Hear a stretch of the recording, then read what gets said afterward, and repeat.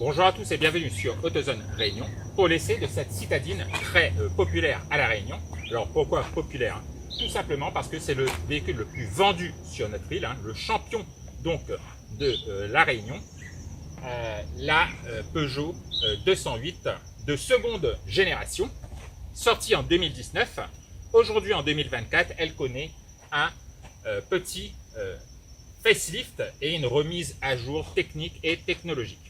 Au niveau de ce facelift, on remarque immédiatement l'intérieur des feux qui a été redessiné, full LED, et puis on a cette calandre qui s'est véritablement élargie, elle est plus bombée. On dispose aujourd'hui d'une finition GT avec des éléments couleur carrosserie dans cette calandre. Vous ne le remarquerez pas forcément. Pourquoi? Parce que notre véhicule aujourd'hui, il est noir. Et on a droit à la nouvelle signature lumineuse que vous devez commencer à connaître. Ce bloc avec les trois faisceaux lumineux. Alors il n'y a pas grand chose qui change sur cette citadine compacte qui mesure toujours 4,05 mètres de long. Finition GT aujourd'hui, passage de roue noire, vous ne le remarquerez pas avec notre teinte de carrosserie. On a droit également à de nouveaux dessins de jantes, finition active, allure ou GT.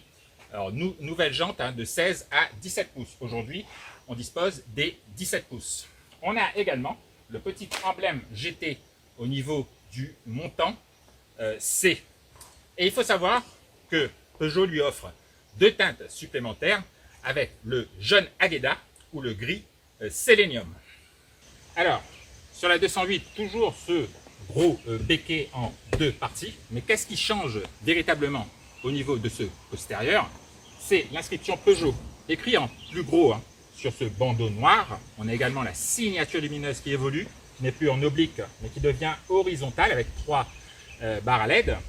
Et finition GT, on a des éléments noirs laqués en bas de ce pare-choc.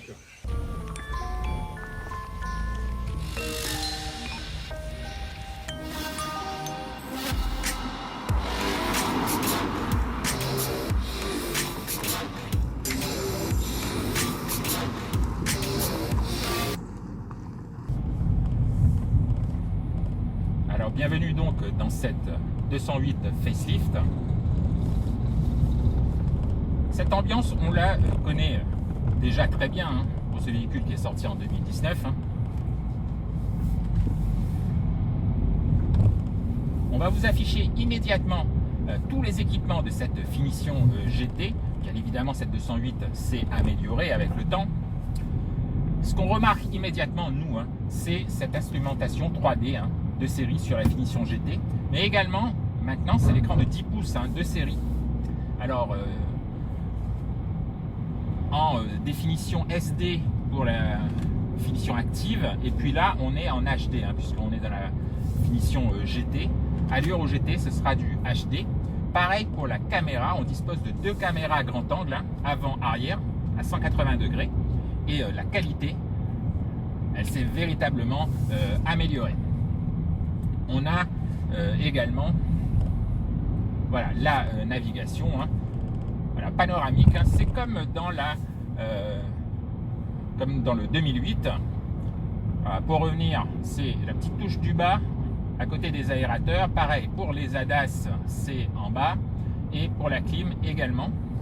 Voilà, je commence à me faire la nouvelle ergonomie Peugeot.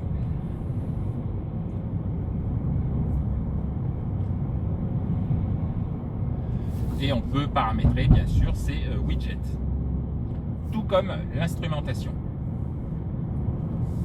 Aujourd'hui on dispose également de cette sellerie cuir tissu bimatière, donc de très bonne qualité. On est bien calé et on a les surpiqûres jaunes. Pareil, surpiqûre jaune sur ce tableau de bord. Alors au niveau finition, cette 208 vieillit très très bien, c'est une des mieux finies de la catégorie. On a du plastique type carbone, tout ça c'est voilà, assez souple. Par contre, pareil, ambiance assez noire, et à cela Peugeot rajoute encore du plastique noir laqué.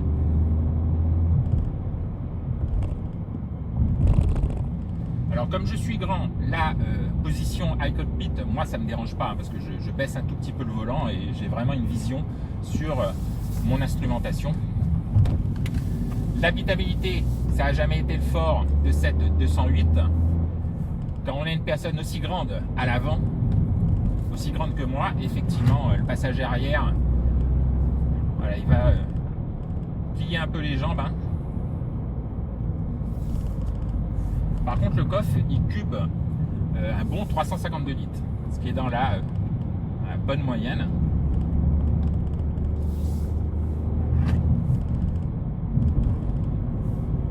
Mais on va parler également technique, puisqu'il y a deux nouvelles motorisations qui arrivent sur cette 208. Aujourd'hui, nous, on nous a passé une version d'entrée de gamme, hein, la classique qu'on connaît déjà, le 1 litre de PureTech qui sera disponible en 75, 100 ou 130 chevaux. Alors, c'est un moteur un peu en fin de carrière. Nous, aujourd'hui, on dispose de la version 100 chevaux avec la boîte manuelle. Mais il faut savoir qu'une version micro-hybride, 1 litre 2 MHEV, arrive très bientôt en fin de mois, la fin du mois de mars 2024. Voilà, c'est une motorisation assez révolutionnaire, hein, avec une chaîne de distribution, un turbo à géométrie variable, un moteur électrique, voilà, sur réseau 48 volts, et qui peut déplacer le véhicule sur de courtes distances en zéro émission. Voilà, on est quand même impatient de l'essayer. Et on aura également une nouvelle motorisation électrique. Hein. On avait déjà la 136 chevaux. Là, il y a la 156 chevaux qui arrive sur le marché.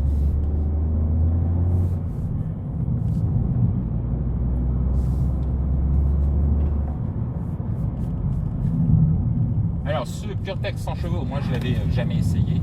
Je connaissais le 130. Je suis plutôt épaté parce que ce moteur est quand même assez disponible. Le 3 cylindres se fait discret, la sonorisation est correcte.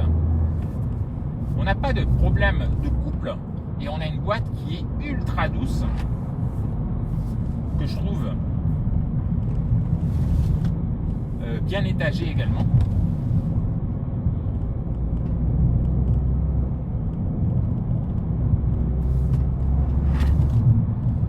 Ce moteur aujourd'hui, on ne va pas le pousser, hein, de toute façon c'est pas une sportive, hein, cette 208 PureTech 100 chevaux.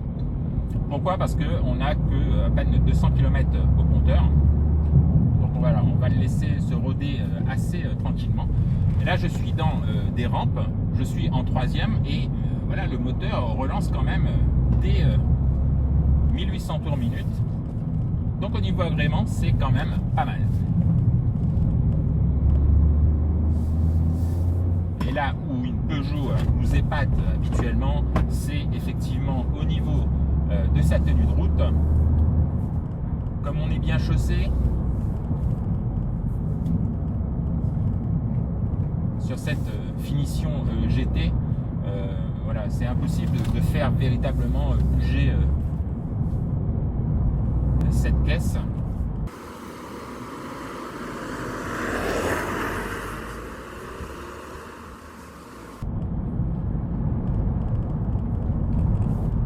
Mettre en difficulté cette citadine compacte, hein, véritablement ultra sûre.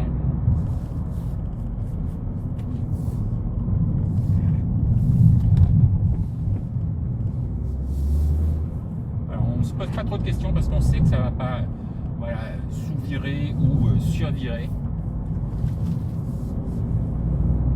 Et encore une fois, je vous le dis, hein, cette version 100 chevaux, c'est juste pour avoir suffisamment de puissance, mais c'est pas pour conduire ce véhicule d'une façon sportive, mais on peut adopter véritablement un bon rythme.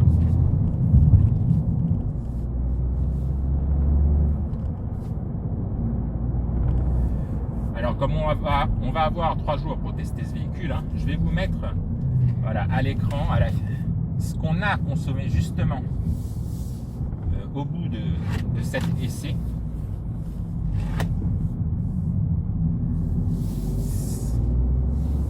Moi déjà à première vue ça me paraît raisonnable. Et maintenant on va vous afficher également tout ce qui est tarif. Voilà, qui n'ont pas véritablement augmenté. Sauf que je trouve toujours que voilà, la pilule est un tout petit peu dure à avaler pour la version électrique qui commence à près de 40 000 euros. À 40 000 euros, ça devient quand même assez élitiste pour une citadine compacte.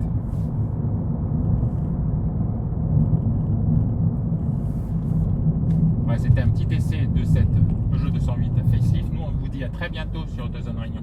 À bientôt.